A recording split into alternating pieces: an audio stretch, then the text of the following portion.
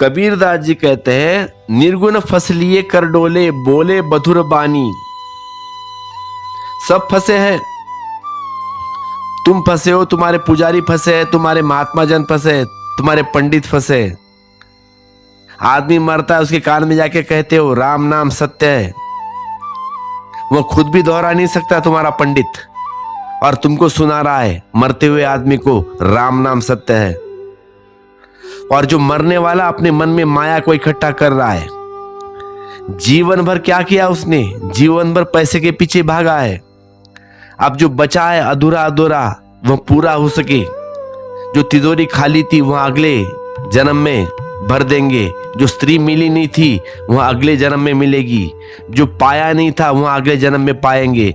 सब अपने भीतर की माया बीज रूप में इकट्ठा कर रहा है। इससे कि पहले शरीर छूटे, आत्मा सारे बीज को, माया को इकट्ठा कर लेगी, ताकि नए गर्भ में प्रविष्ट होकर फिर यात्रा शुरू हो जाए शुरुआत से। और किराए के आदमी से सुन रहा है राम नाम सत्य है। और ये भी बड़ा मजेदार है, ये भी आदमी जो बोल रहा है वह भी वही कर रहा है, माया जमा कर रहा है, फ्री में थोड़ी राम नाम जप रहा है। तो ठीक कहते हैं कबीर, निर्गुण फास लिए कर डोले, बोले मधुर बाबनी। सब फंसे मालूम पड़ता है, पुजारी फंसे हैं, पंडे फंसे हैं, भक्त फंसे हैं, माया के रूप बदल जाते हैं। बस फसावट नहीं बदलती। तुम जाते जहां भी अपने कोई फंसाया हुआ पाओगे। खोजबीन करना भीतर, माया होगी। और जहां जहां तुम फंसा हुआ पाओ, धीरे धीरे वहां वहां समर्पण पूर्वक काटना, फिर समझदारी पूर्वक काटना। समझदारी पूर्वक कहता हूं क्योंकि गैर समझदारी पूर्वक भी तुम काट सकते हो। अक्सर लोग गैर समझदारी पूर्वक काट लेते हैं, तब अधूरी रह जाती है बात, तब नया सिलसिला शुरू हो जाता है। इस पत्नी को छोड़कर भाग जाओगे, दूसरी पत्नी कहीं ना कहीं मिल ही जाएगी। घर छोड़कर तुम आश्रम जाओगे, घर के पहले मोह में थे, अब आश्रम के मोह में जाओगे, हो जाएगा फिर। कच्चा कुछ भी मत तोड़ना, कच्चा तोड़ा नहीं जा सकता। इसलिए कहता हूं समझदारी पूर्वक। समझदारी पूर्वक का अर्थ है पककर समझने की कोशिश करना, जितनी गहरी से गहरी समझने की कोशिश कर सको। क्योंकि फंसा हूं, क्योंकि फसावट है, क्योंकि बंधा हूं। कहां से यह बंधन मेरे भीतर पैदा हो रहा है?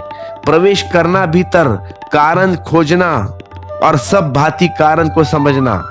जैसे ही समझ पूरी होगी, जैसे ही समझ पूरी होगी, कारण विलुप्त हो जाएगा।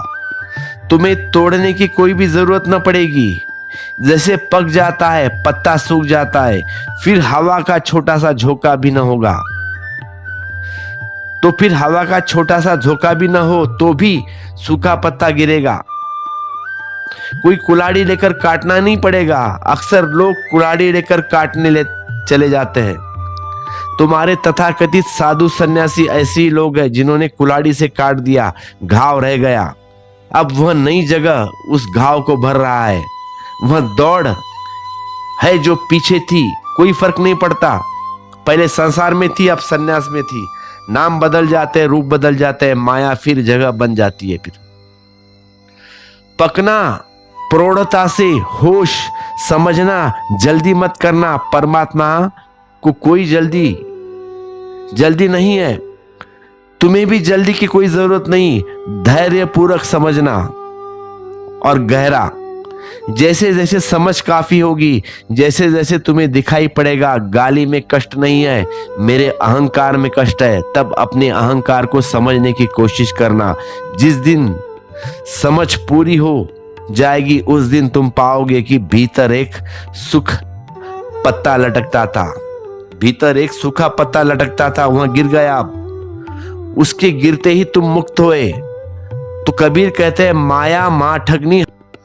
कहे है कबीर सुनो भाई साधो, यह सबकी अथक कहानी।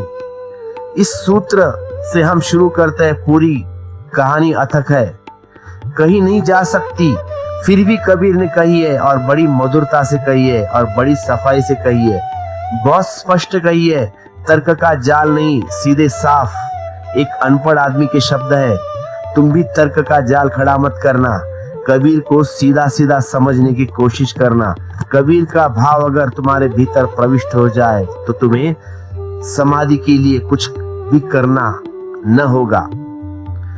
समझ काफी है, समझ क्रांति है, समझ रूपांतर है। कुछ करना पड़ता है, इसीलिए समझ काफी नहीं। इसलिए ध्यान करो, साधना करो, क्योंकि समझ काफी नहीं है। समझ काफी हो तो कुछ करना को नहीं बचता।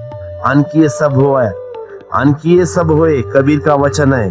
अन किए सब होए, कुछ करना नहीं पड़ता। लेकिन तुम यह मत समझ लेना कि तुम्हें कुछ करना नहीं है। तुम्हें तो बहुत कुछ करना पड़ेगा। उस सब के करने को तुम्हारी क्षमता धीरे धीरे बढ़ती जाएगी। इसलिए ध्यान करो, ध्यान करो, ध्यान।